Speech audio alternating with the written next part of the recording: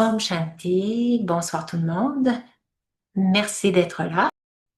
Alors, ça me fait plaisir de vous accompagner ce soir pour cette conférence qui a pour titre Lorsque l'amour se transforme en attachement. Alors, ça a dû un peu vous intriguer de quoi on va un peu traiter dans ce sujet qui est assez, je dirais, fréquent de rencontrer de l'attachement. Nous-mêmes, on peut en ressentir de toutes sortes de formes. Il y a un principe de base qui dit que toute souffrance et toute douleur ont pour racine l'attachement. Alors, on peut se demander, est-ce que parfois vous ressentez de la souffrance? Alors là, si on peut se demander ça, est-ce que j'ai de l'attachement quelque part? Et il y a plusieurs formes d'attachement. Il peut y avoir de l'attachement à des personnes, on peut avoir de l'attachement aussi à des choses, aussi même à notre forme corporelle, on peut être attaché à notre corps. L'attachement aussi à nos idées, parce qu'il y en a beaucoup qui ont besoin d'avoir raison. Aussi, on observe ça beaucoup, des gens qui ont de l'attachement pour de l'argent, ils essaient toujours d'en avoir plus. Ou bien l'attachement pour gagner, un désir de gagner, un désir très fort. Ça, on observe beaucoup chez les champions olympiques. Ils veulent absolument gagner. Et aussi, il y a d'autres formes d'attachement plus subtiles, qu'on pourrait dire d'attachement à nos vieilles habitudes. Et il y en a encore plein d'autres. Fait que ça, c'est à peu près les plus courants. Et celui qu'on va particulièrement explorer ce soir, c'est l'attachement envers les personnes. Parce que c'est souvent une source de malheur dans une relation de couple ou dans les familles, ces attachements que les gens ont envers les personnes.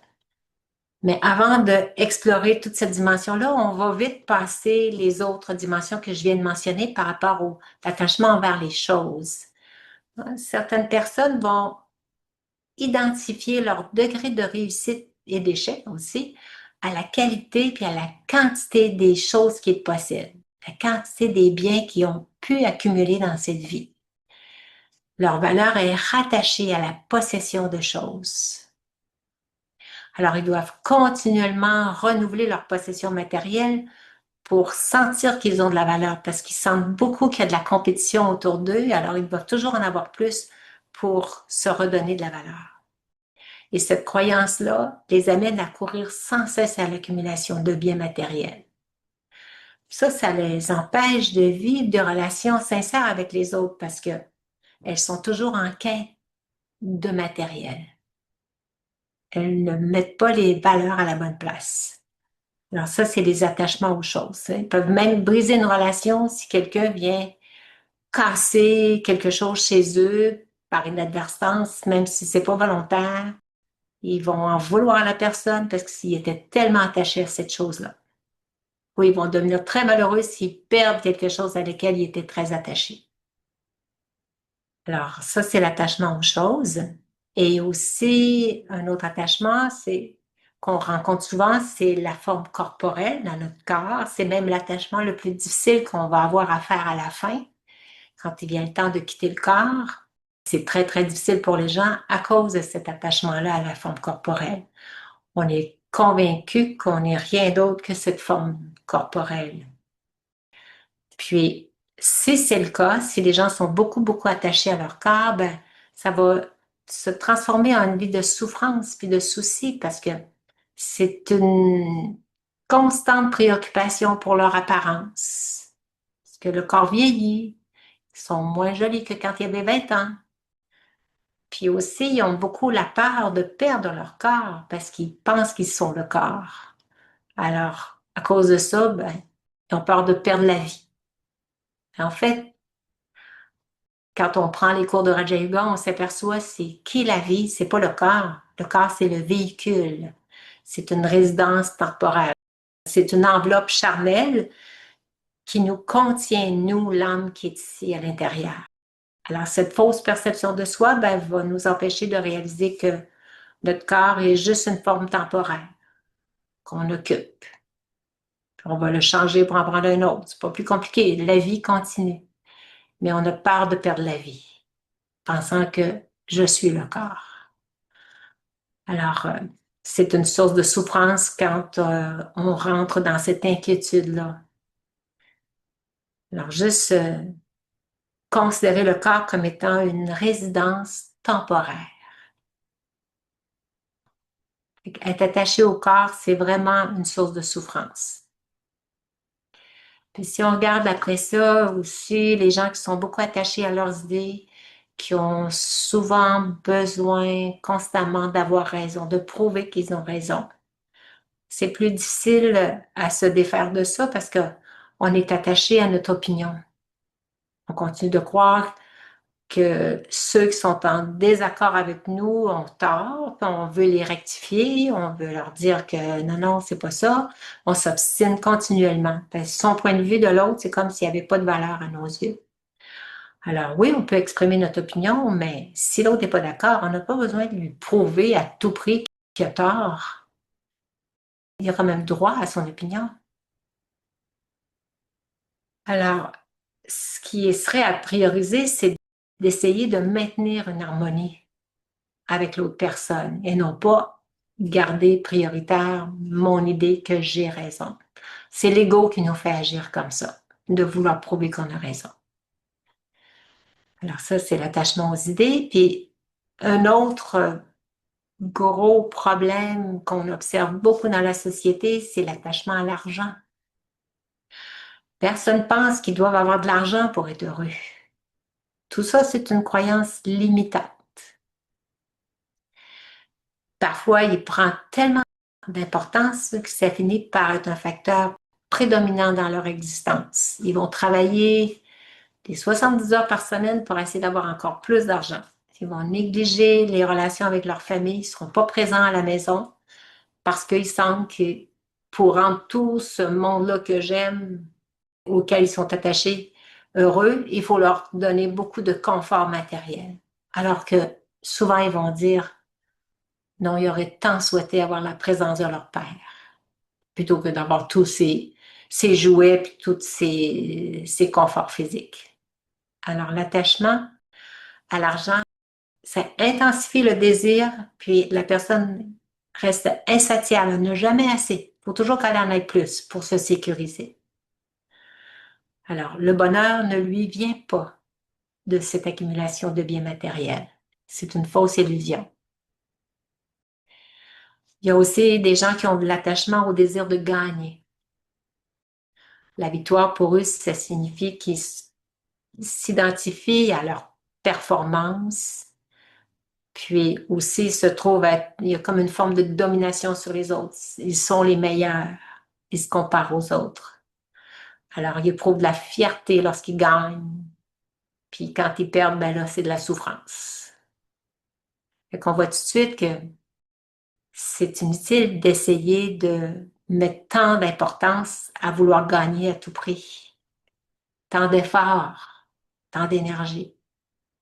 Alors, quand c'est un désir ardent de gagner comme ça nuit à la performance aussi parce que la personne est centrée sur le résultat final et non pas sur le chemin pour y arriver. Fait qu'elle prend pas plaisir à son chemin pour y arriver, à aimer ce qu'elle fait pour essayer d'avoir cette victoire-là, parce qu'elle est toujours en train de viser le moment final, fait qu'elle vit pas son moment présent de bonheur, à aimer faire ça.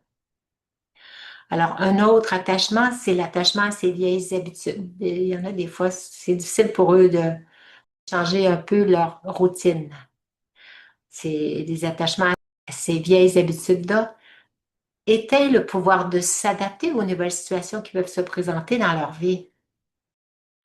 Puis comme leur routine est perturbée, ben, ils en souffrent. Ils sont comme déstabilisés.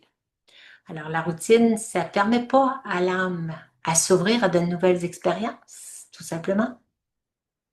Ça la fait sortir de sa zone de confort, puis à ce moment-là, ben, comme elle est déstabilisée, elle n'est pas contente, ben, ça nuit dans ses relations avec les autres aussi. Parce que des fois, il y a des gens qui arrivent sans qu'il soit prévu, mais là, la personne ne peut pas faire ce qu'elle devait faire comme elle fait d'habitude, ses exercices, ou aller prendre sa marche, ou faire son repas à telle heure. Il y en a qui sont rigides dans leurs vieilles habitudes. Il manque de flexibilité là-dedans. Puis les gens les sentent c'est des personnes rigides, ceux qui sont tous bien ancrés à ce que faut que ça se passe comme ça. Alors, ça nuit un peu dans les relations aussi. Donc, ça, c'est l'attachement aux vieilles habitudes. Mais ce qu'on va explorer particulièrement ce soir, c'est l'attachement qu'on développe envers les personnes. On a développé de l'attachement dès notre enfance. On n'avait pas le choix parce que on crée des liens très forts avec les membres de notre famille, puis on reçoit d'eux aussi beaucoup de soins, plein d'amour, plein d'attention. C'est bien. Puis les experts de l'enfance vont appeler ces liens comme étant de l'attachement. Le bien-être du bébé dépend de l'adulte, dépend de ses parents pour sa survie. Alors lui, il est obligatoirement attaché à ses parents. Il va développer de l'attachement parce que sa survie dépend des autres. Il a besoin de cette relation-là stable et sécurisante. Elle est très importante pour son développement émotionnel aussi, parce que ça va avoir un impact sur tous ses autres développements futurs là, au cours de sa vie. Fait qu'on serait porté à croire que l'attachement, c'est bien. Alors, c'est le cas d'avoir de l'attachement lorsque la personne est dans un lien de dépendance, comme c'est le cas pour le bébé. Mais le parent, lui, il n'est pas dépendant de l'enfant pour sa survie. Par contre, le parent, on voit souvent des fois des parents qui vont se montrer inquiets lorsque le bébé tombe malade. Ils ont peur que la maladie soit tellement grave qu'ils perdent leur bébé. Pourquoi? Pourquoi ils ont si peur? Parce que c'est à cause de l'attachement. Et ce bébé-là leur a procuré tellement de bonheur. Cette source de bonheur-là, ils ont peur de la perdre. Ça crée toute une nouvelle expérience dans leur vie. Et là, ils s'attachent au bébé, à l'enfant qui grandit. Puis là, ben, s'ils tombent malades, ils sont tellement inquiets que cette inquiétude-là, l'enfant qui est malade va la ressentir, cette inquiétude-là. Ça va créer un stress chez l'enfant. Il va voir que c'est dangereux. Puis ce stress-là va nuire à sa guérison. Fait que les parents, pensant bien faire à cause de leur attachement qu'ils ont, puis ils font tout leur possible pour que l'enfant guérisse, mais en même temps, ils nuisent à l'enfant parce que l'enfant sent cette inquiétude-là chez les parents et ça le stresse. Il se sent insécure. Fait que montrer de l'attachement à quelqu'un, oui, ça lui démontre que je tiens à la personne, qu'elle est importante pour moi, que je me sens concernée par ce qu'elle vit, puis je me préoccupe pour elle. C'est bien, mais c'est pas de l'amour, c'est de l'attachement. Pourquoi? Parce que ça fait souffrir. Parfois, on croit que ressentir de l'attachement envers quelqu'un, c'est bien parce que cette personne le ressent, qu'on l'aime, elle le voit comme de l'amour, mais ça nous fait souffrir. Si l'attachement est positif, c'était bien d'avoir de l'attachement, pourquoi ça amènerait de l'insécurité, de la peine, de l'inquiétude, des soucis, de la souffrance quand il leur arrive quelque chose de grave, si c'était bien? Alors, on va prendre un exemple d'un attachement qui peut nuire à une relation harmonieuse. Tu sais, si mettons, bon, le bébé, on peut comprendre l'enfant quand il grandit, il est encore dépendant de ses parents. Il a besoin d'eux pour l'habiller, l'envoyer à l'école, le nourrir, le garder sous un toit, tout ça. Puis après ça, l'enfant grandit, le parent s'est attaché à cet enfant-là. Là, maintenant, il est rendu ado. Là, le jeune, lui, il est prêt à commencer à se détacher de ses parents. Il veut plus les suivre là, quand il part en vacances. Là, il veut rester avec ses amis, lui. Il a développé des nouvelles relations. Et là, il essaye d'être plus autonome. Il sent le besoin d'avoir plus de liberté. Et là, les parents, eux autres, sont inquiets, là.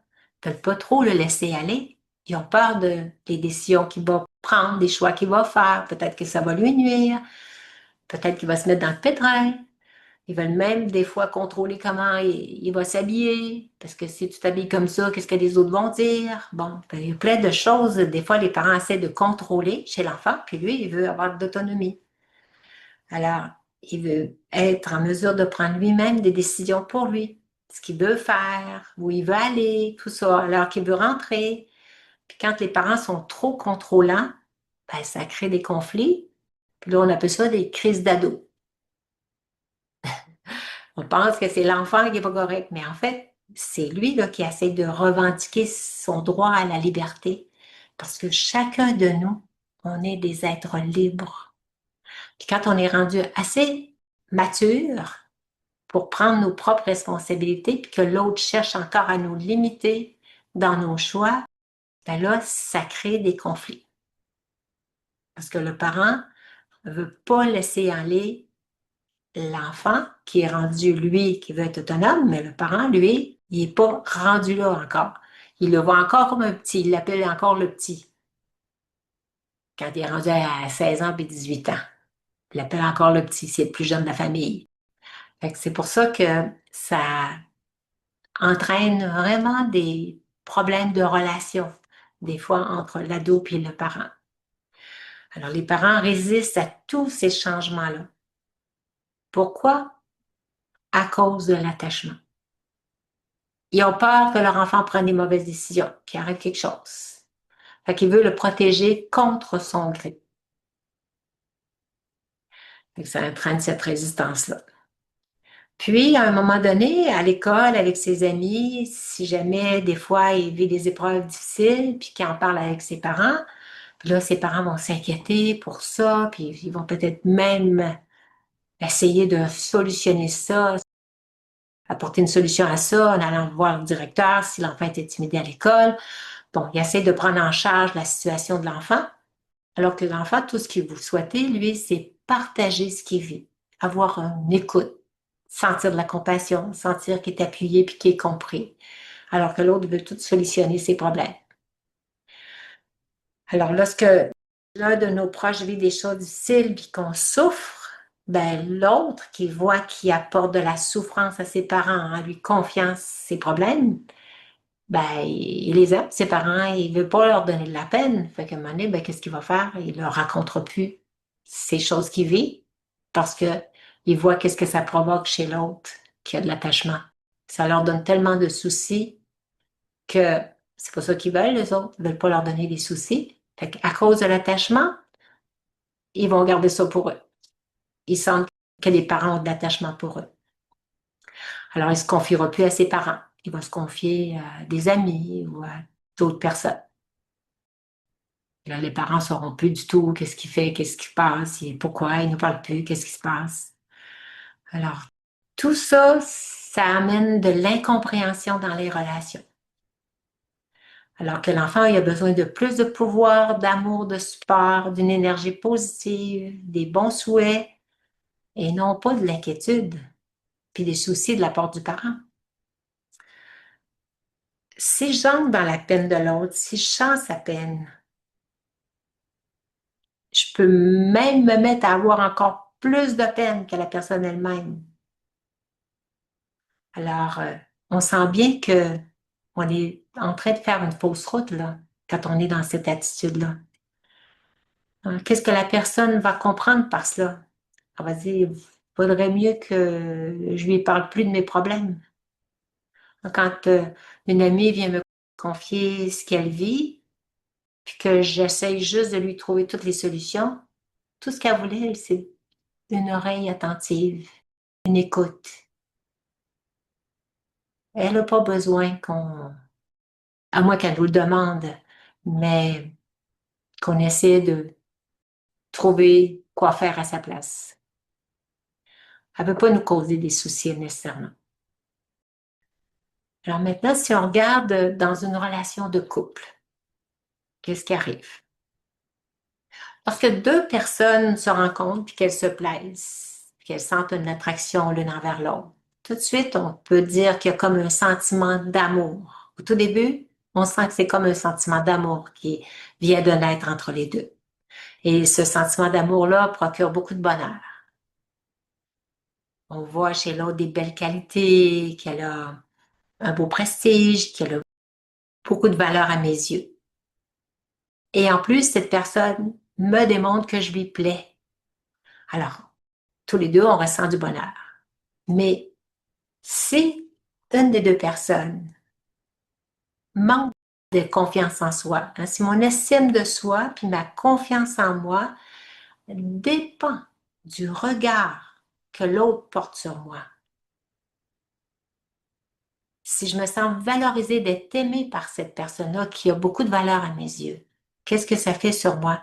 Ça me redonne ma valeur, ça me redonne ma confiance en soi, ça me redonne mon amour de soi. Je sens que je peux être aimée. Alors automatiquement, la personne ressent de l'amour envers le soi. Il y a quelqu'un qui m'aime, donc je suis aimable. Alors, ça redonne une forme de confiance en soi. Mais en fait, cette confiance en soi-là n'est qu'une illusion parce qu'elle est basée sur le regard que l'autre porte sur moi. C'est pas moi qui ai confiance en moi, c'est l'autre qui m'estime. Et là, à partir du moment où mon bonheur, ma confiance en soi, mon amour de soi dépend du regard que l'autre porte sur moi, là, je deviens dépendante de cette relation. Je tombe dans une dépendance émotionnelle. On appelle ça aussi parfois des dépendances affectives. Alors, je vais m'attacher à cette personne parce qu'elle me procure un sentiment de bonheur, mais en fait, c'est un sentiment où ça me redonne la confiance en soi puis de l'amour de soi. Et ça élève, ça me donne une perception élevée de soi. Alors, comme ma source de bonheur vient de l'autre personne, je sens que j'ai besoin de ce regard aimant de l'autre pour sentir que j'ai de la valeur. Parce qu'avant, j'en avais pas. Alors, lorsque l'autre, si à un moment donné, l'autre n'est pas disponible, il fait pas ce que je désire, ou il n'est pas de bonne humeur ce matin, tout de suite, mon bonheur va être ébranlé parce que mon bonheur dépend de l'attitude de l'autre, dépend du regard de l'autre. Je deviens dépendante de l'autre. Et ça, c'est lourd à porter pour l'autre personne parce que mon bonheur dépend de l'autre. C'est à cause de l'autre que je suis heureuse. Donc, si la personne à un moment donné n'est pas disponible, elle ne peut pas être là en fin de semaine, elle doit aller voir sa mère qui est malade, mettons. Puis que moi, je suis triste parce qu'elle va partir. Elle ne sera pas là. Je le démontre que ça m'attriste. Ben là, l'autre personne commence à sentir que je suis dépendante. Il sent mal de partir parce que je perds mon bonheur. Et l'autre personne m'aime, là. Elle me rend dans la peine. Elle me fait de la peine. Alors, elle veut pas me faire de la peine, mais elle n'a pas le choix. Mais moi, je prends de la peine de la situation. Alors, à ce moment-là, ça devient lourd pour l'autre personne d'être responsable de mon bonheur. Et comme l'autre se sent à un moment donné avec un sentiment de culpabilité de nous causer de la peine, ben ça vient qu'à un moment donné, il y a comme une distance qui se crée. L'autre sent qu'elle a plus sa liberté parce que c'est la nature de l'âme de garder sa liberté. Si on sent qu'on perd notre liberté, instinctivement, inconsciemment, on va se mettre à refroidir notre sentiment. Ça va s'éteindre petit à petit. Et là, comme le sentiment s'éteint, à un moment donné, l'autre le sent davantage parce que l'autre cherche à être moins présent.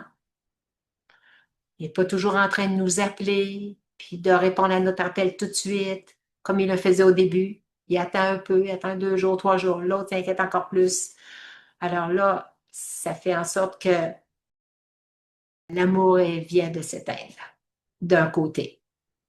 Parce que l'autre, ce n'était pas de l'amour, c'était de l'attachement, de la dépendance.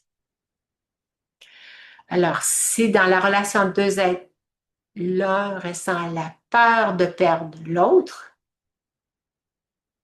elle va se sentir parfois blessée, triste, irritée, impuissante même devant la situation. Elle ne peut pas contrôler les pensées de l'autre, les sentiments de l'autre. Alors, tout ça, c'est dû à de l'attachement. Et d'où nous vient cet attachement-là? Pourquoi la personne s'est mise à développer de l'attachement? Parce qu'elle a eu peur de perdre, parce que cette relation-là lui procurait une fausse perception de soi. En fait, ça lui procurait de la confiance en soi et de l'amour de soi parce qu'elle se sentait aimée par cette personne qui a de la valeur à ses yeux. Alors, elle était dépendante.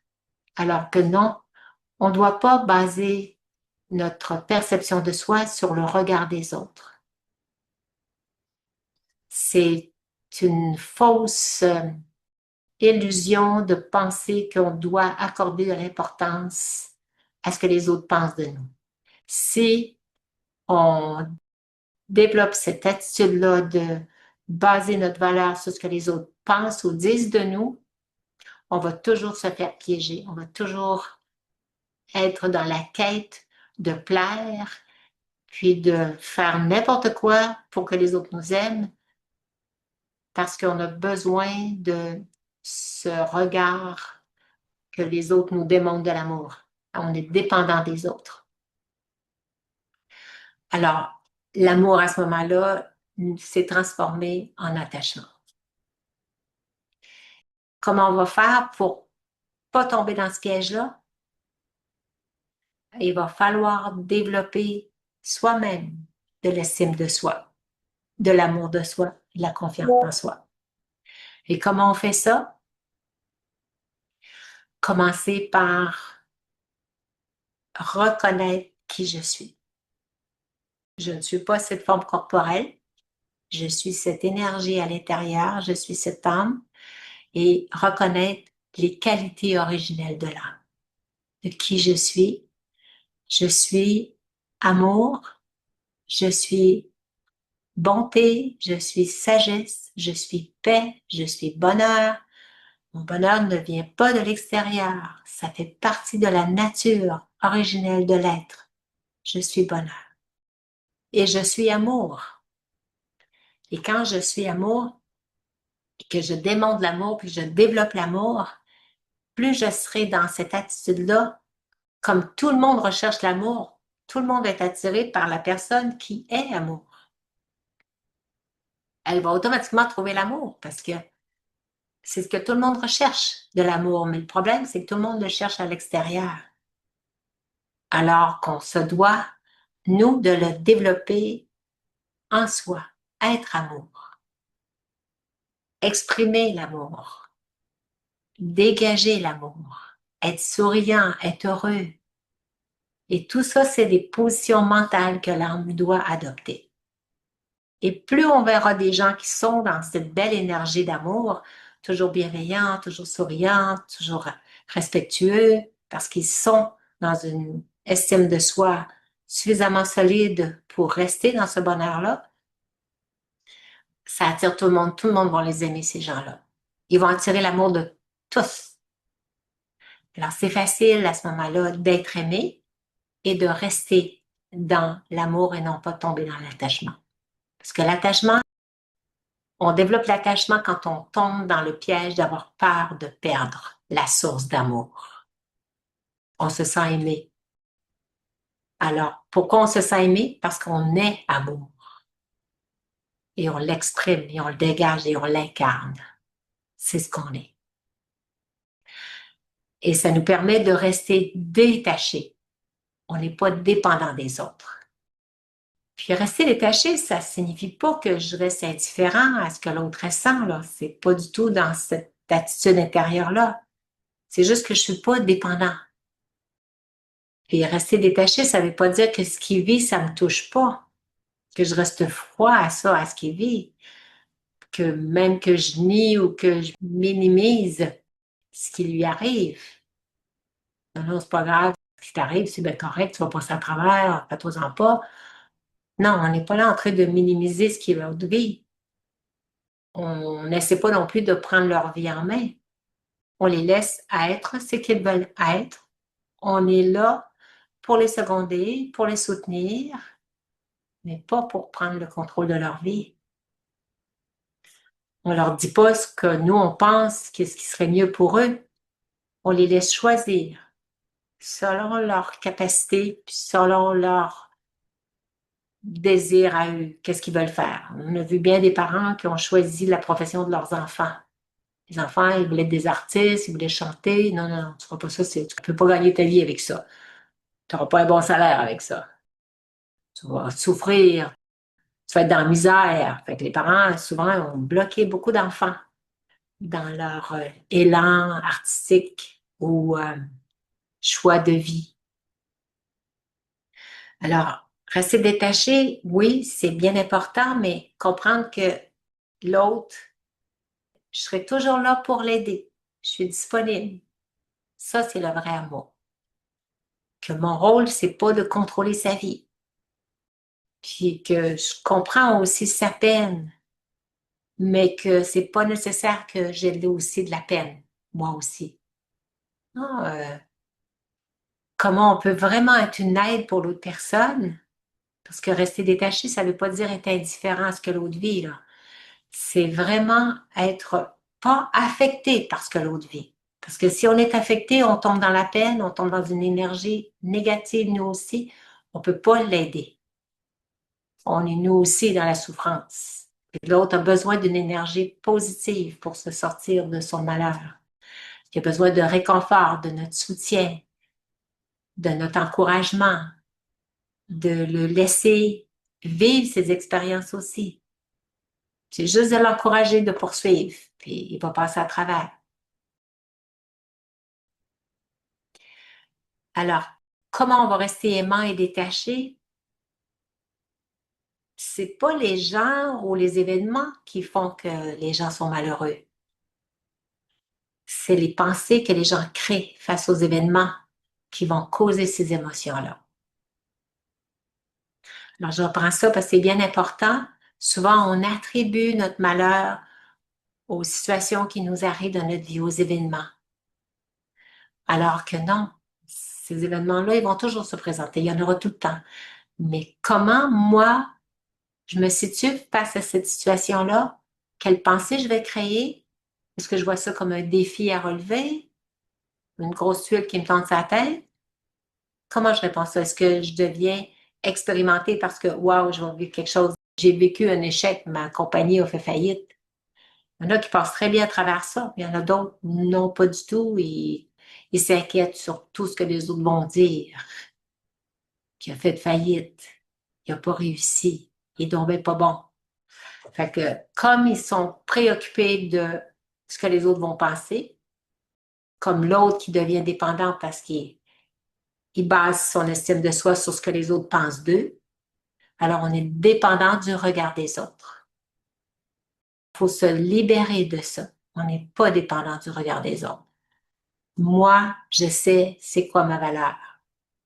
J'ai appris de cette expérience-là. J'ai fait faillite, parfait. Ça m'a donné une belle expérience. Je sais quoi ne pas faire la prochaine fois pour réussir. Alors, les pensées que nous créons face aux événements, c'est ça qui cause nos émotions. Et puis notre rôle à nous, c'est de créer des pensées puissantes pour ces gens, des fois qui vivent des choses difficiles. Alors, on n'est pas là pour les juger, on crée des pensées puissantes pour les encourager, pour leur envoyer une belle énergie. On appelle ça le mansa seva, le service par l'esprit. Leur envoyer des bons souhaits. C'est là qu'ils reçoivent des belles vibrations positives, puis tiens, ils ont le courage. C'est des pensées bienveillantes qui vont leur donner du pouvoir pour passer à travers la situation. Alors ça, c'est l'attitude pour aider les gens. C'est vraiment ce qu'on appelle de l'empathie.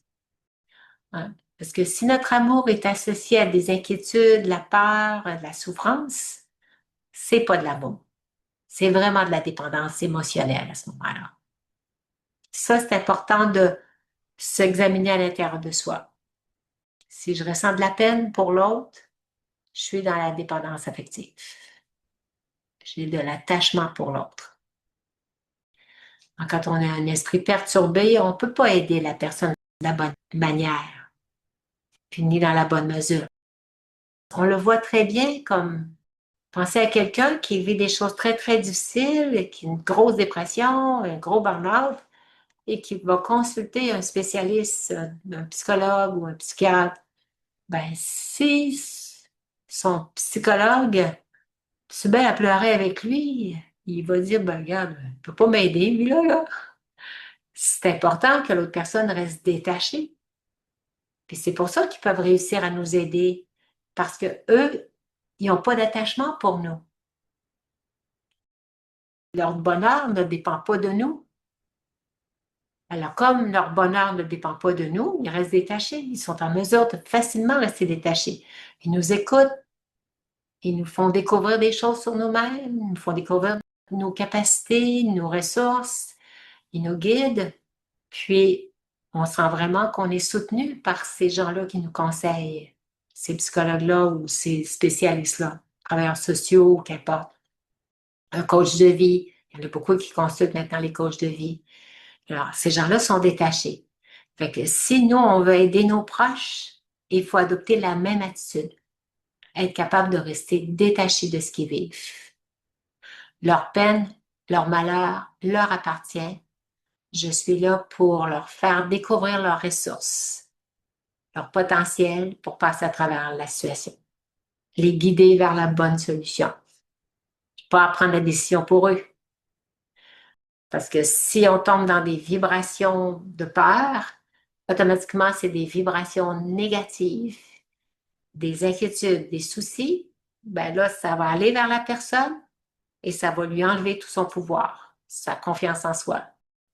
Puis, même si nous, on a le désir sincère de vouloir les aider, à cause de l'attachement, on n'est pas en mesure de bien les aider. Alors, à ce moment-là, on est mieux de les confier à d'autres. Si on sent que ça nous affecte, là, ce qui leur arrive, là, on n'est pas la bonne personne à qui ils doivent se confier. On doit les réorienter vers d'autres personnes qui vont être capables de rester détachés, qui vont être capables de leur apporter un vrai support. Parce qu'à ce moment-là, c'est plus de l'amour, c'est de l'attachement. Parce que aussi, l'attachement nous rend possessifs. Hein, la possession, c'est qu'on a peur de perdre l'autre. On le laisse plus libre. Il faut qu'il soit avec nous tout le temps, qu'il reste là, qu'il soit disponible. Alors, on a parfois tendance à suggérer aussi des solutions à prendre la situation en main. On est tellement possessif qu'on veut les sauver. Alors, la personne à ce moment-là, tout ce qu'elle perçoit d'elle, c'est qu'elle se sent impuissante, puis elle n'est pas comprise non plus dans son besoin. Tout ce qu'elle avait besoin, c'est de l'empathie, puis d'écoute. Fait qu'elle n'est pas comprise. L'amour, c'est fait pour donner du bonheur et non pas pour donner de la peine. Ça procure du bonheur. Parce que la personne, ça réveille en elle sa nature d'amour. Puis les gens s'échangent de l'amour à ce moment-là. Par leur bienveillance les uns envers les autres, par leur respect qui se manifeste. Alors, l'amour, c'est pas là pour prendre, mais pour donner. C'est pour partager ensemble des beaux sentiments, des beaux moments. Et non pas pour partager de la peine, ni pour contrôler l'autre. Ça, c'est le vrai amour. Mais aimer tout en étant détaché. C'est ça le but. Hein? Chacun de nous, on est une incarnation de l'amour divin. Puis la vie consiste à exprimer cet amour dans tous les domaines de notre vie. Que ce soit même envers notre corps. On a besoin de l'aimer, notre corps. Mais pas s'y attacher. On en prend soin. On l'aime tellement là, qu'on le lave tous les jours. On essaie de le garder en santé, on le nourrit bien, on le repose bien. Ça, c'est un vrai amour pour le corps. Mais si on est attaché au corps, on va se mettre à développer des soucis. Quand il va y avoir un petit bobo quelque part, là, on va avoir peur. Il y en a beaucoup qui sont hypochondriaques, hein? Ils ont des petits problèmes, des mal au ventre, ils vont se mettre à avoir bien peur. Ils vont se créer du stress, ils vont avoir encore plus mal au ventre. Alors que c'est juste des signes que le corps nous donne par rapport à ce qu'on a mangé, faire attention, tout ça. Fait que, faut pas avoir de l'attachement pour le corps. À un moment donné, la machine, elle n'a plus assez d'énergie pour continuer jusqu'à 120 ans, là. C'est normal, à un moment donné, qu'on doive quitter le corps. Il faut le quitter avec détachement pour pas s'attacher à ce corps-là. S'aimer soi-même, aimer les autres, hein, parce que on doit exprimer notre amour dans différents domaines, envers notre corps, envers les autres, envers Dieu, envers la nature, envers notre travail, plein de domaines où on a la chance d'exprimer notre amour dans toutes nos relations. Nos voisins, même ceux qui sont pas très aimables, on peut garder de l'amour pour eux autres pareil. Ils ont besoin d'amour eux autres aussi, particulièrement eux. Alors, notre amour, plus on va l'exprimer, plus on devient l'incarnation de l'amour, moins on risque de tomber dans le piège de l'attachement. Parce que notre bonheur ne nous viendra pas de l'extérieur, il nous vient de l'intérieur. C'est ce qu'on est, amour et bonheur. Alors cet amour est destiné à être exprimé et partagé. Et ça, c'est sans condition. C'est un amour qu'on appelle inconditionnel. C'est s'accepter soi-même comme on est, puis on laisse les autres être comme ils veulent être. Et l'amour, c'est une fréquence qui vibre à une vibration très élevée. On sait que quand on regarde dans l'échelle de Hawkins, l'amour se situe très élevé, c'est à peu près à 500. La paix encore plus, là, mais le sentiment d'amour dégage tellement une belle énergie autour de nous que automatiquement, ça attire l'amour des autres. Mais pour ça, il faut être soi-même, amour pour le soi. On s'aime malgré tous nos défauts et toutes nos faiblesses. Même les pensées perdues des fois, puis les pensées négatives qu'on peut avoir, ça, c'est notre création. On ne base pas notre amour sur notre création. On base notre amour sur le soi. Ça fait partie de notre nature d'être amour. Alors, ça dégage une belle vibration que les énergies plus basses comme la douleur, la honte, la culpabilité, ça ne viendra plus nous atteindre. On a dépassé ce genre de sentiment-là parce qu'on a développé de l'amour pour soi. On reste stable après ça.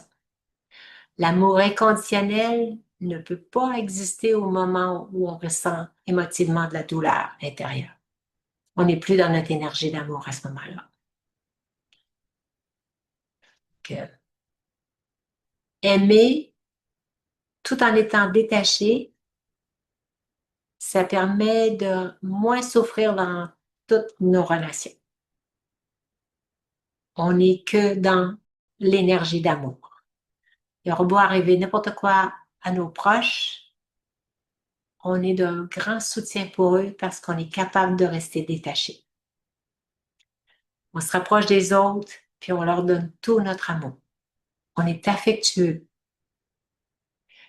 On est bienveillant.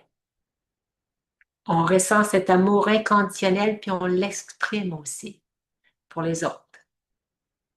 Puis, il faut aimer assez pour que même une personne qu'on aime beaucoup, avec qui on a vécu pendant plusieurs années, puis si à un moment donné, cette personne-là tombe amoureuse d'une autre personne, il faut être capable d'être assez confiant en soi, puis d'assez d'amour pour le soi, pour se dire, ben, je te souhaite tout le bonheur que tu mérites.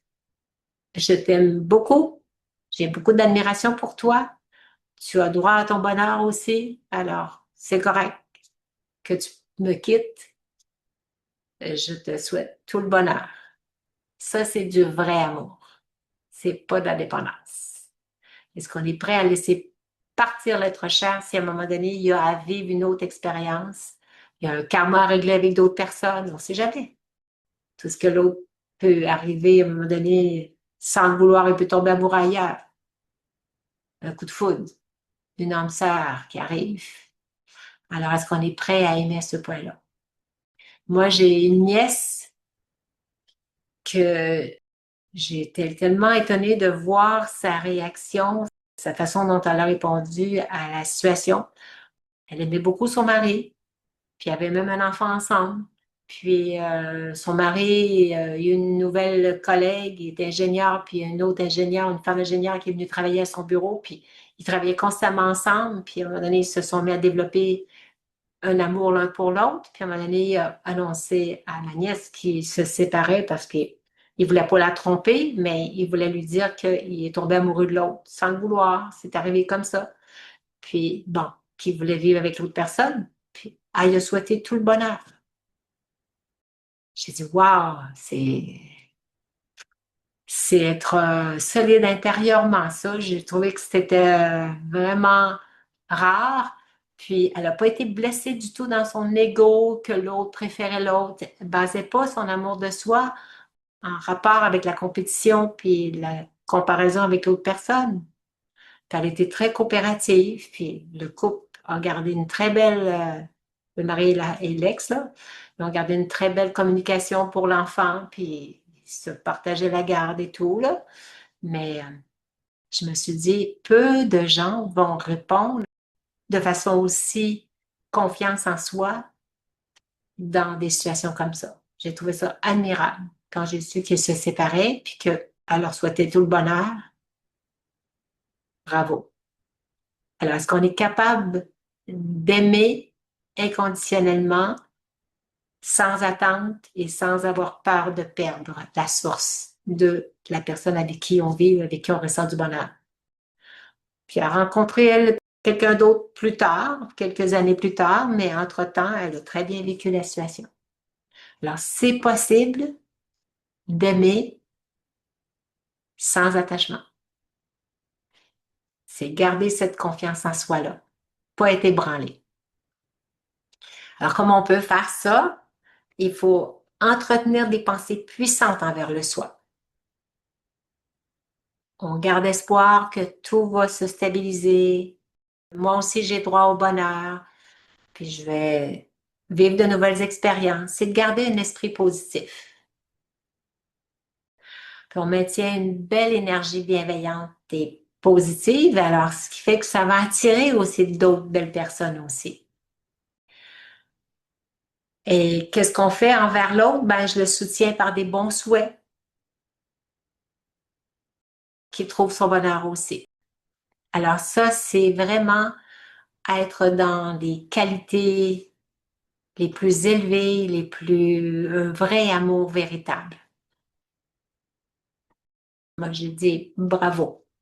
Vraiment, c'est admirable de répondre à cette situation-là avec autant de détachement. C'est le vrai amour. Laisser l'autre être ce qu'il veut être, l'expérience qu'il veut vivre et lui envoyer nos bons souhaits. Sans se sentir affecté, puis ni en manque, ni en perte, ni un manque d'estime de soi ou qu'importe. Alors, la personne a très bien gardé une estime de soi. Alors, je garde des bons sentiments pour l'autre personne, puis je suis disposée à la laisser vivre comme elle veut vivre sa vie, comme elle le désire. Alors, les décisions, peut-être que l'autre a choisi n'auraient peut-être pas été celles que moi j'aurais souhaité au départ, mais comme elles se présentent, je les accepte. C'est vraiment le pouvoir de s'adapter à ce qui est. Puis on en prend une belle expérience de vie.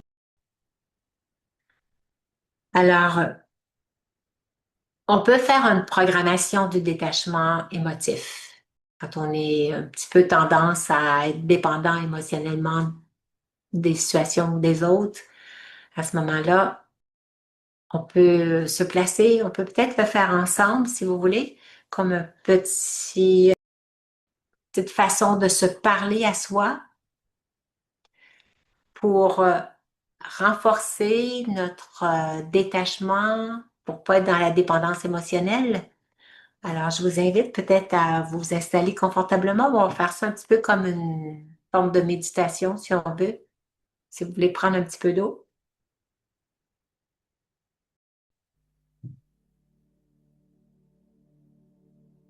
je vous invite à vous asseoir confortablement. Et je respire profondément pour bien prendre conscience que je suis l'être à l'intérieur, l'énergie pure et vivante qui donne vie à cette matière, à cette forme corporelle. Et envers toute personne ou élément ou situation à laquelle je serais portée à avoir de l'attachement, je me programme maintenant avec ce type de pensée. Je ne m'inquiéterai plus pour toi. Je ne me tracasserai plus pour aucune situation. Je ne serai pas malheureuse à cause de toi si tu n'es pas présent, si tu ne peux pas venir me voir ou qu'importe. Je ne serai plus dépendante de ta présence, ni malheureuse à cause de toi. Je n'aurai aucune crainte pour toi. Je ne perdrai pas espoir. Je ne te blâmerai pas. Je ne te critiquerai pas. Je ne te condamnerai pas.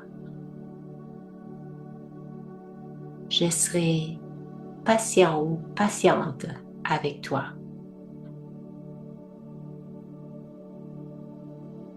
J'aurai confiance en toi que tu prendras les décisions que tu dois prendre.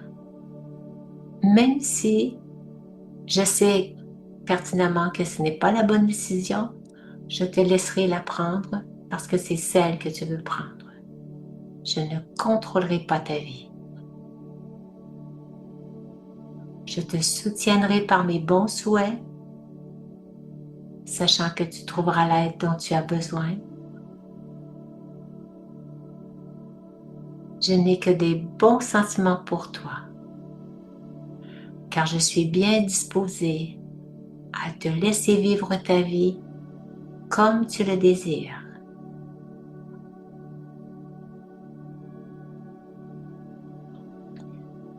Tes décisions ne sont pas nécessairement celles que j'aurais choisies, mais j'accepte que tu doives passer par cette expérience pour apprendre les leçons de la vie.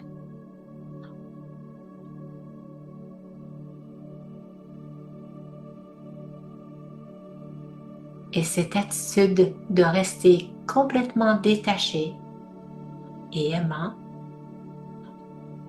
cela ne détruira pas mes bons sentiments envers toi, mais cela m'aidera à rester plus objectif, plus calme dans mes relations et à rester cool devant toute situation. J'accepte la vie telle qu'elle se présente. Tout est parfait. Il arrivera ce qu'il doit arriver.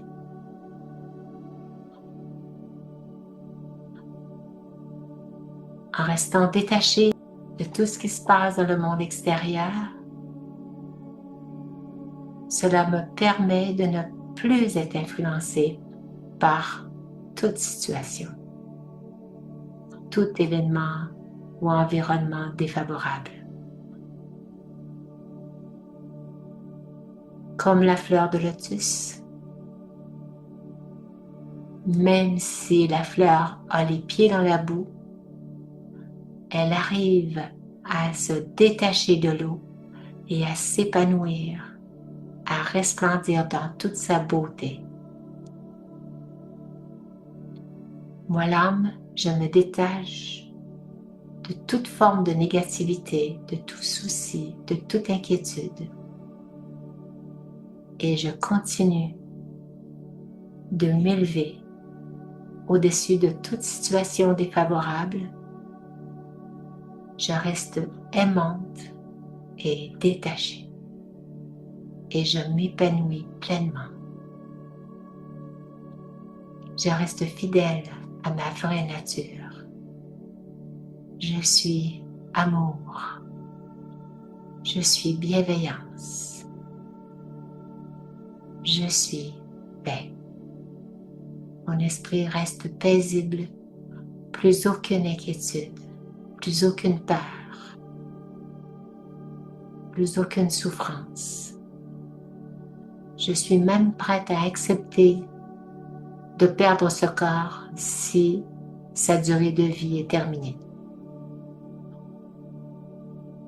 Je sais que je vais en obtenir un nouveau, un tout neuf, pour poursuivre mes expériences de vie avec de nouvelles personnes, dans un nouvel environnement.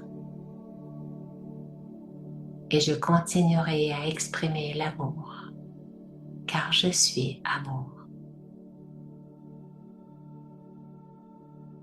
Om Shanti.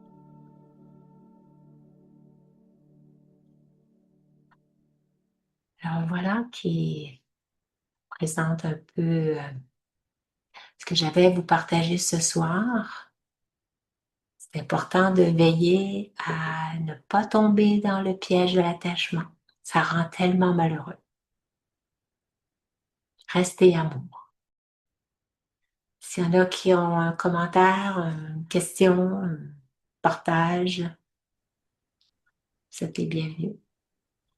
J'aurais un commentaire. C'est que je trouvais vraiment ça très profond ce soir.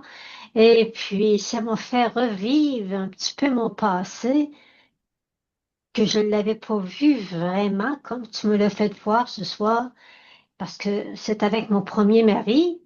C'est qu'à un moment donné, exactement comme tu disais, il a décidé de partir. Il est tombé amoureux d'une autre femme. Et OK. le moment qui m'a appris ça, j'ai pas réagi en toute émotion. J'ai fait un peu comme tu disais, mais j'en prends conscience. Mais si tu crois que tu vas être plus heureux avec l'autre, je te laisse aller, vas-y. Ce que je veux, c'est que tu sois heureux. Et puis entre nous, ben merci de mettre fin à la relation. C'était pas une relation si merveilleuse que ça, loin de là. OK. Et puis, ce qui est arrivé par la suite, c'est qu'il s'est marié. Et puis, il m'a envoyé une carte de remerciement avec une photo de leur noces, tu sais, toute la belle habit, la belle robe de mariée. Et moi, ce que j'ai fait à ce moment-là, on dirait que j'étais innocente. Je ne sais pas, mais aujourd'hui, je dis non, je n'étais pas innocente, j'étais amour vers cet Ouais, être-là. tout à J'ai fait. envoyé une carte de félicitations avec des billets de loterie. Ça pouvait valoir Wow. des millions ou ça pouvait valoir rien non plus. Et j'ai envoyé ça. Et les années ont passé et il est décédé. Et, surprise, il m'a laissé un héritage. Voilà. Wow.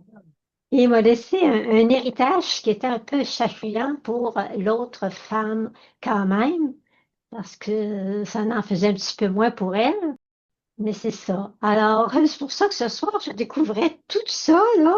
Et puis, j'ai maintenant retrouvé un autre homme de ma vie dont ça fait 45 ans. Il est là. Alors, on vit une vie de couple vraiment dans la liberté. On s'aime, mais on n'est pas, on s'emprisonne pas. On a chacun nos activités. On se sent libre tout en étant ensemble et bien ensemble.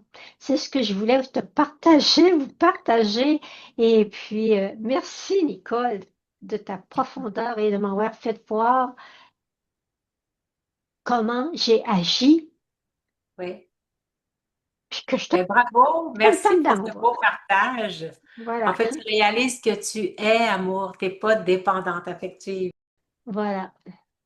C'est beau. Fait que voyez-vous, c'est possible. Puis en Oui, plus, il te remercie en te donnant un héritage. Ça veut dire que tu as eu la bonne attitude en plus, là.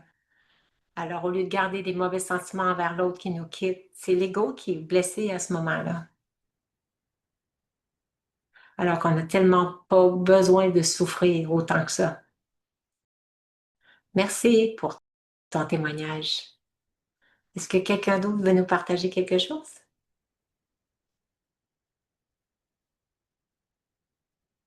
Oui, Je voudrais dire merci pour la belle rencontre, puis les propos partagés et aussi de qu'est-ce qu'elle vient de nous raconter. C'est vraiment beau. C'est très inspirant. Moi, j'ai pas vécu une vie aussi détachée que ça, mais c'est pas grave. Là, j'entretiens ma belle âme. Alors,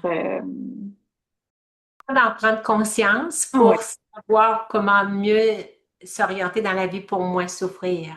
Parce que absolument. souffrir, c'est la dépendance, c'est la Ah, perte. oui, oui, oui. Merci pour ça. Non, Et maintenant, on puis, n'a plus de raison de souffrir. oui, ben, c'est bon d'entretenir. Alors, pour moi, c'était une belle façon d'entretenir d'être ici ce soir. Alors, merci. Bienvenue. Alors, je vous quitte, je vous salue et au plaisir de vous revoir dans 2 semaines. Passez du bon temps, portez-vous bien. Bon printemps et bon été. Om Shanti.